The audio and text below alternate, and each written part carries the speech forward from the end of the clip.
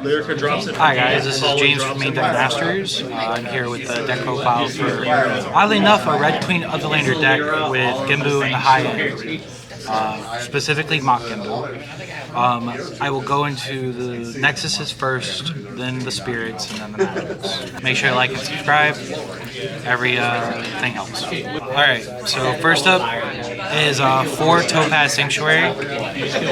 It's there for the reduction, not much else, because it's just there for if you get the Red Queen on the board and then play the Genbu, you do Genbu's win summon twice.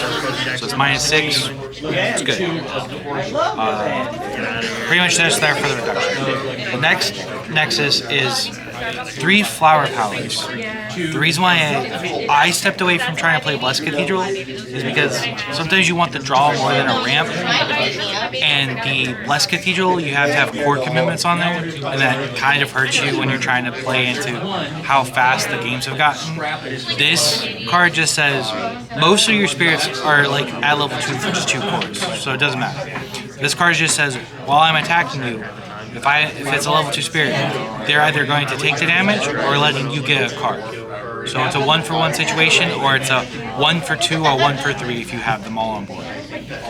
But it's like you give your opponent the choice, and then if you're playing against blue, you can choose to just be like, I'm going to put 2 cores on this, and then if they do mill you, you get free core value.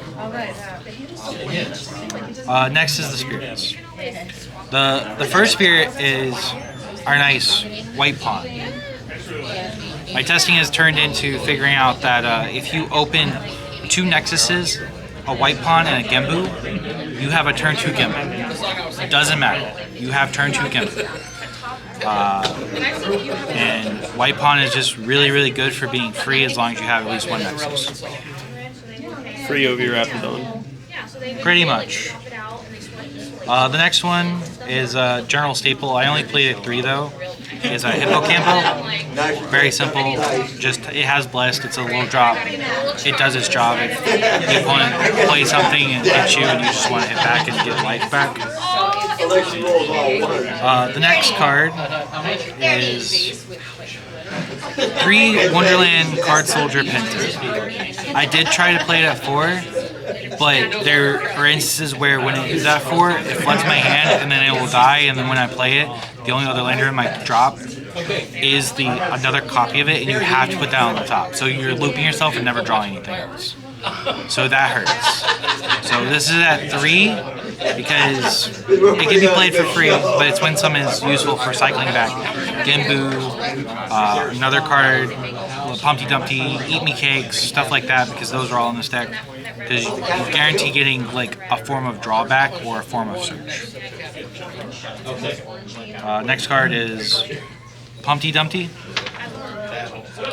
Like, he's a free value, and he gets around effects that go around draw cards, like Heaven's Piercing Castle, because you're not actually drawing it. Rocket City, you're not actually drawing it. You just play it, and then if you reveal the top card of your deck, and it matches, the top card of your deck matches the same cost as any spirit on your board, it's just a free add to hand.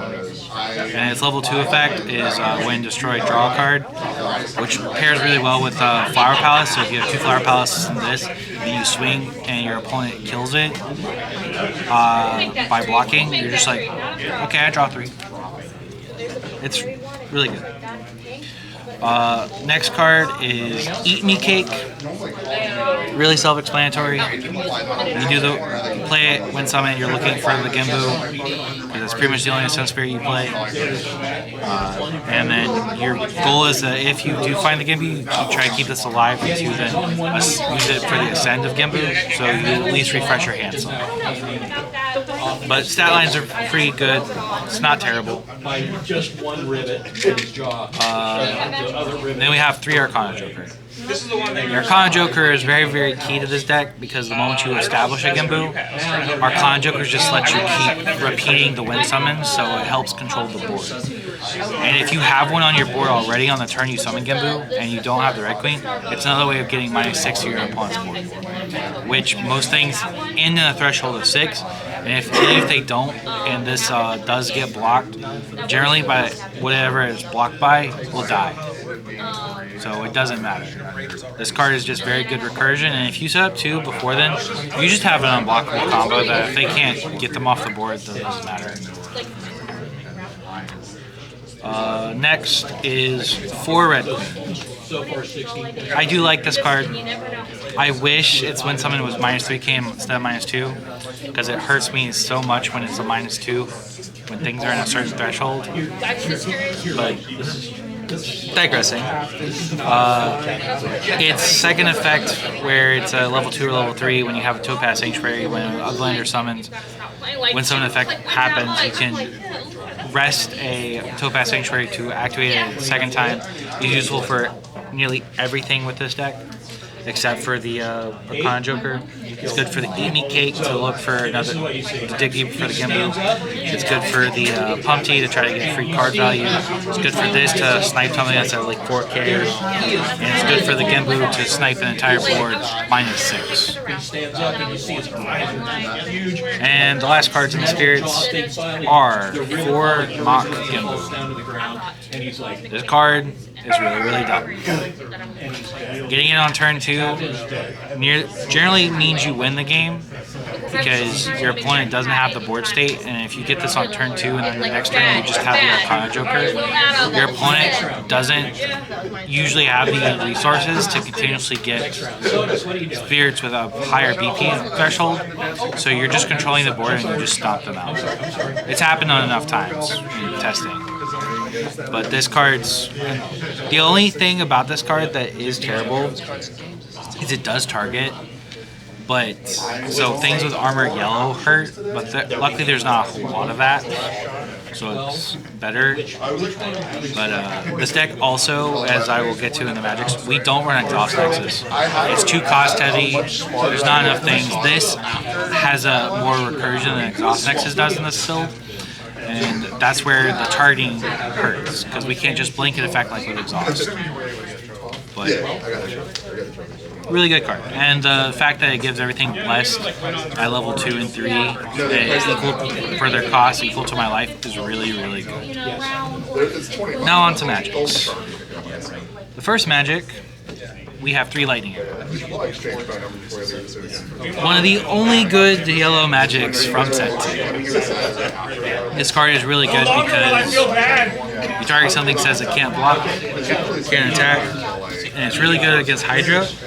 If you don't have the other answers that you should play for Hydra, because it just says that, okay, they swung once, do this, they are not swinging it again, so you buy yourself time, which matters, especially versus that deck.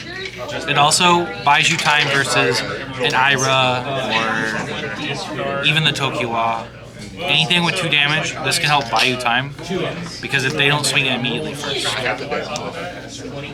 But really solid card. My testing has made it function at 3. Really worth it. Next card is another answer to anything big. Godslayer. I play this at 2. I wouldn't mind it at 3, but I have another card at 3 just because, depending on situations. This at 2 has been fine. I play a 3rd copy in the sideboard.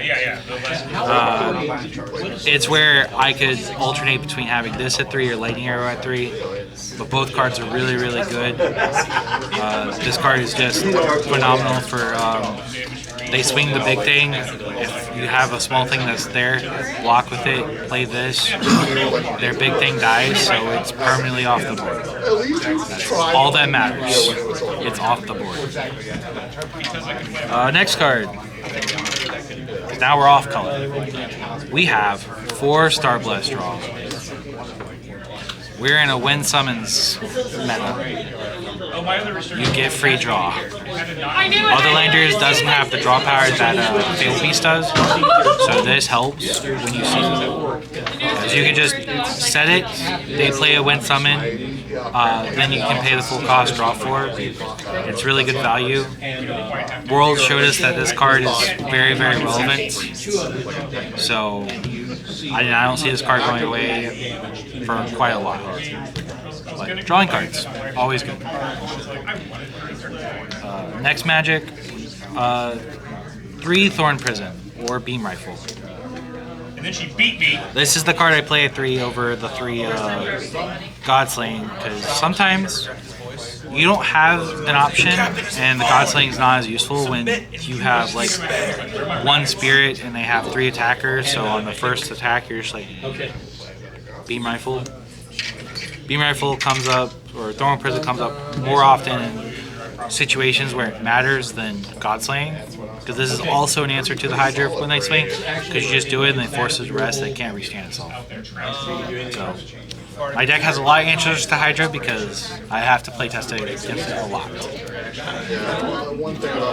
And then the last card is self-explanatory for Ice Shaper. That's the last of the magics. I do have a sideboard set.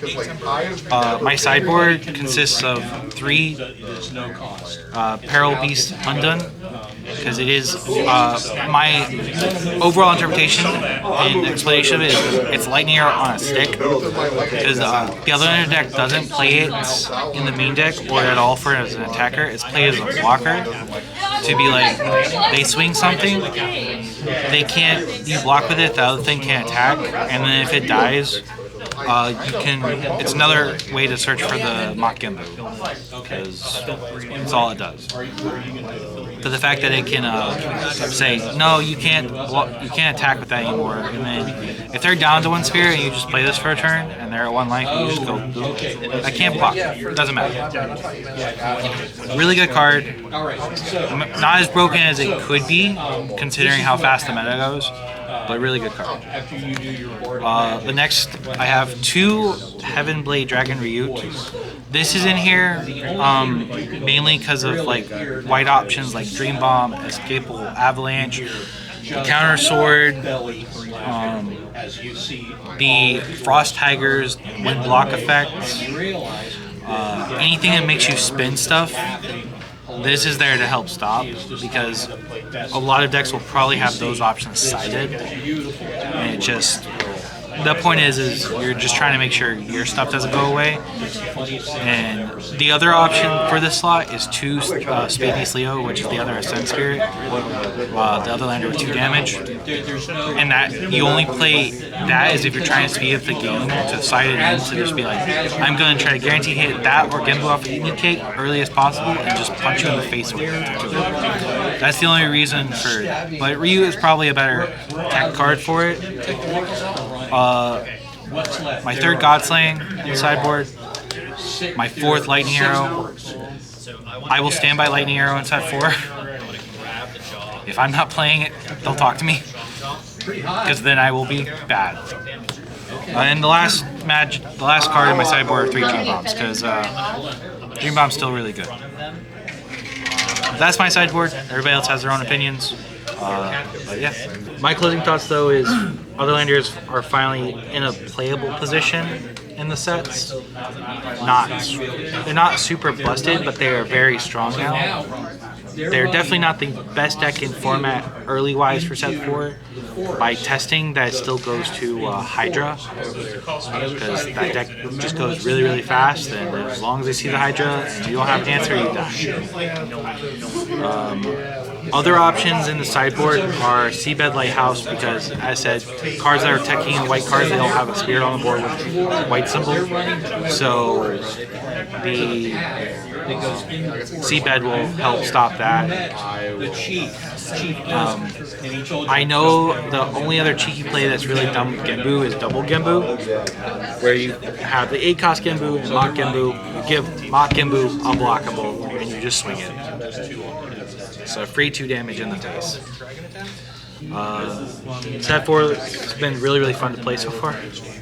Like set 3 was an improvement. Set 4 is like volatile games, but they're very, very fun. You can't even get upset at how they go because they are just really good games. And I will be working with one of our other friends, Izzy, on like a golem list. We're not saying it's going to be a good deck, although we're going to be testing it and trying to have fun with it. Because I like the golems, they're really funny. And so we'll be working on that. Just make sure, like, share, subscribe, wherever you want. Click the bell if you like our content, you know, all the goodies. And I'll see you in the next one.